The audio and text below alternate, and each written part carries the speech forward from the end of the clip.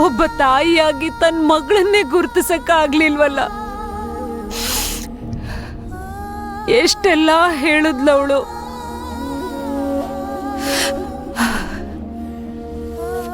ಎಂತಹ ಪಾಪ ಮಾಡ್ಬಿಟ್ಟೆ ನಾನು. ಈಗ ತಾಯಿಗೂ ನನ್ ಮೇಲೆ ಕೋಪ ಬಂದಿದೆ. ನನ್ ಪೂಜೆನೇ ಸ್ವೀಕರಿಸ್ತಾ ಇಲ್ಲ ಅವಳು. ಯಾಕೆ ಸ್ವೀಕರಿಸ್ತಾರ ನನ್ ಪೂಜೆನ?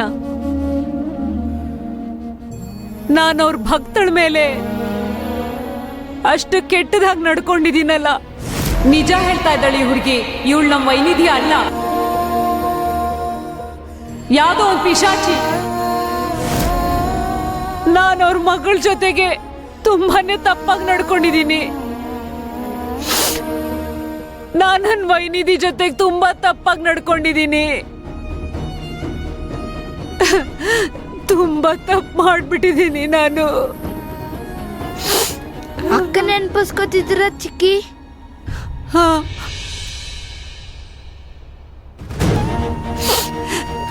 ಅವಳನ್ನ ಯಾವಾಗ್ಲೂ ನೆನೆಸ್ಕೊತಾನೆ ಇರ್ತೀನಿ.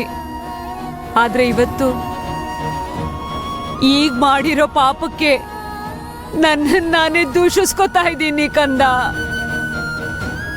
ಅದರಿಂದ ಏನಾಗುತ್ತೆ ಚಿಕ್ಕಿ? ನಿಮ್ಮಿಂದ ತಪ್ಪಾಗಿದ್ರೆ ಅದನ್ನ ಸರಿ ಮಾಡಿ, ಅಕ್ಕನಿಗೆ ಸಹಾಯ ಮಾಡಿ. ಯಾವ ಮುಖ ಇಟ್ಕೊಂಡು ಹೋಗ್ಲಿ ಅವಳ ಮುಂದೆ ನಾನು?